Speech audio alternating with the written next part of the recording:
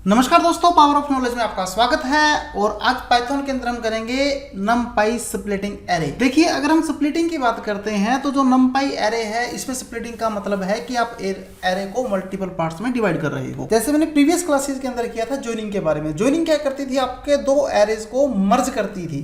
तो स्प्लिटिंग क्या करती है, एक एरे को मल्टीपल के अंदर ब्रेक कर देती है।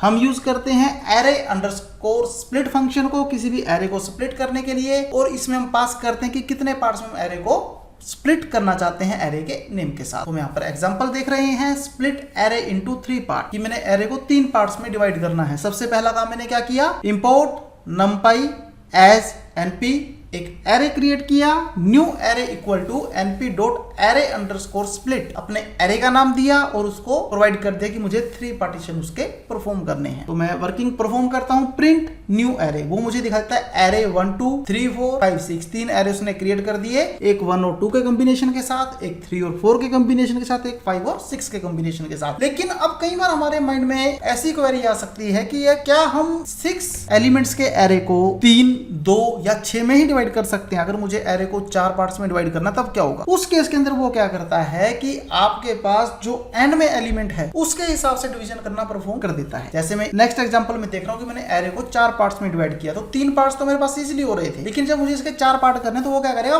5 और 6 को अलग अलग पार्टीशंस के अंदर परफॉर्म कर देगा। तो आप जब आउटपुट देख रहे हो उसमें आपको दिखा रहा है एरे 1 2 3 4, एरे 5, एरे 6, आपकी वर्किंग को 4 पार्ट्स में वो परफॉर्म कर रहा है। तो आइए इस एग्जांपल को मैं एक प्रैक्टिकल अप्रोच में देख लेते हैं कि किस तरह से हमारी वर्किंग परफॉर्म होती है। तो ये हमारा पाईचार्म एडिटर ओपन हो चुका है। मैं सबसे पहले यहां पर इंपोर्ट करता हूं नमपाई पैकेज को, इंपोर्ट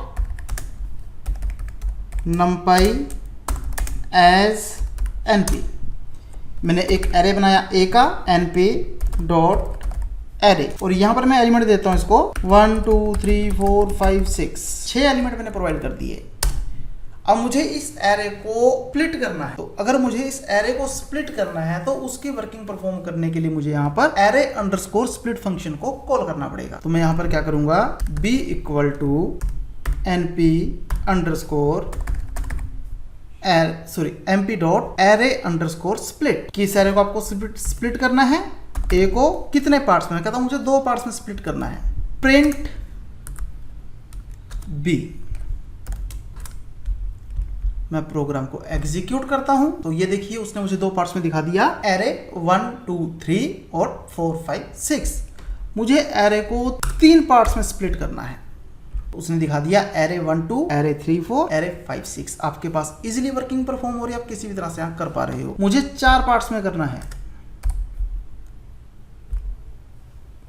तो आप देखिए एरे 1 2 एक बना दिया, 3 4 दूसरा बना दिया, 5 तीसरा बना दिया और 6 चौथा बना दिया। सपोज कीजिए आपको 5 पार्ट करने हो,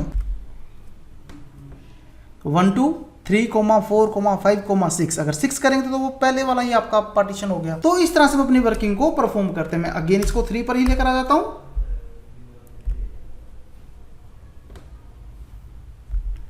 नेक्स्ट आता है हमारा कि यहां पर अगर मैं एरे स्प्लिट मेथड कहीं पर यूज कर रहा हूं तो मैं कहता हूं कि हर एरे को मुझे अलग अलग प्रिंट करवाना है। तो अगर आप अलग अलग प्रिंट करवाना चाहते हो, आपको पता है कि इस एरे ने क्या किया, एरे के अंदर एरेज क्रिएट किए हैं, तो आप उसको उसके इंडेक्स वैल्यू के थ्रू कॉल कर सकते हो। तो हम कैसे करेंगे, प्रिंट B0,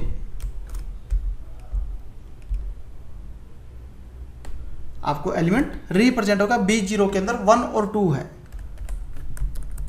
B1 3 और 4 है, B2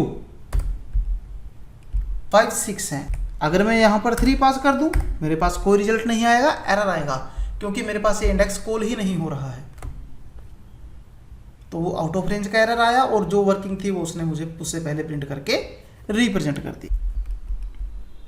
तो इसी तरह से अगर मैं स्प्लिट करना चाहता हूं 2D एरे को, तो सिंटैक्स आपका सेम रहेगा, आपको कोई भी चेंज नहीं करना है, जस्ट आपको एरे में एलिमेंट्स पास कर देने हैं। तो ये देखिए मैं इसको एलिमेंट्स पास कर चुका हूं, तो इसने मुझे वो एलिमेंट्स रिप्रेजेंट कर दिए कि 1 2 3 4। मेरे पास यहां पर 2 ही मॉड्यूल वर्किंग के अंदर परफॉर्म हो रहे हैं, क्योंकि मैं 2 को हटा चुका हूं। अगर मैं 2 को हटा चुका हूं तो मुझे उसी हिसाब से वर्किंग को वो परफॉर्म करके रिप्रेजेंट कर देगा। तो फर्स्ट जो बाउंडेशन है उसने मेरी 1 2 की दिखाई, उसके बाद उसने मेरी 3 4 की दिखाई, फिर 5 6 की दिखाएगा अगर मैं इसको यूज़ कर लेता हूँ। लेकिन अगर मैं कहता हूँ कि मुझे इस एरे को 2 पार्ट्स में डिवाइड करना है तो ये वर्किंग को उसी हिसाब से परफॉर्म कर देगा। देखो 1 2 3 4 और 5 6, तो आपको उसी हिसाब से एरेज को इसने ब्रेक करके प्रोवाइड कर दिया है।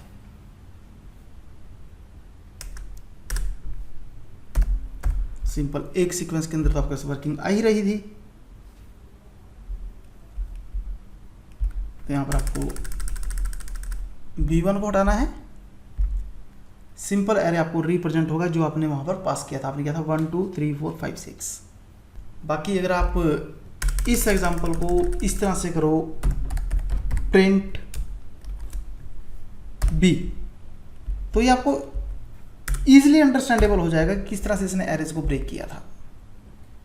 ये देखिए 1 2 2 3 4 5 6, आपको इजीली वर्किंग यहां पर परफॉर्म करके वो रिप्रेजेंट कर रहा है।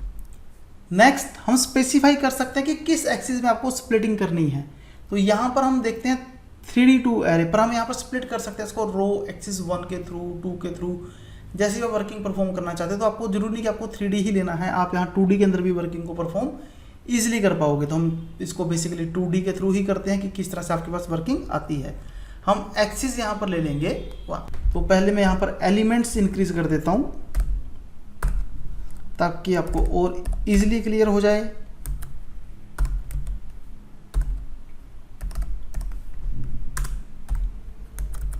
सॉरी 9,10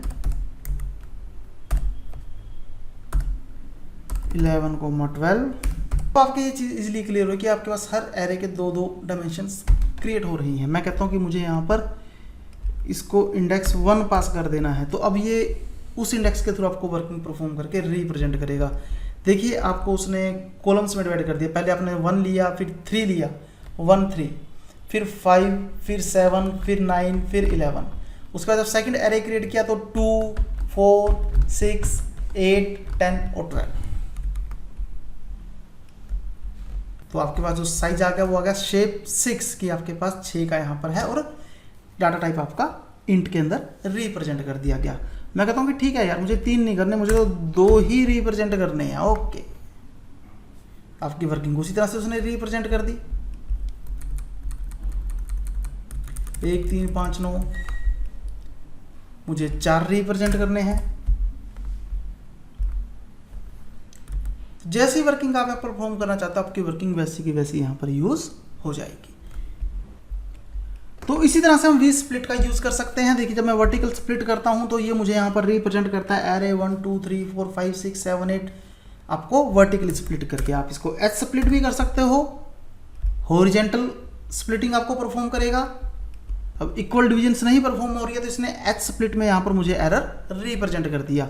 एच स्प्लिट का यूज कर सकता हूँ, डी स्प्लिट का यूज कर सकता हूँ। मेरी रिक्वायरमेंट के ऊपर बेस्ड है मैं किसको यूज करना चाहता हूं। बेसिकली वही है कि डी स्प्लिट आपका तब काम करेगा अगर आपके पास 3 या 3 से ज़्यादा डायमेंशंस हैं, और एस स्प्लिट में आपके पास जो वर्किंग है वो आपकी इक्वल होने चाहिए साइजेस। तो फ्रेंड्स हमारी आज की क्लास में इतना ही था। Thank you very much.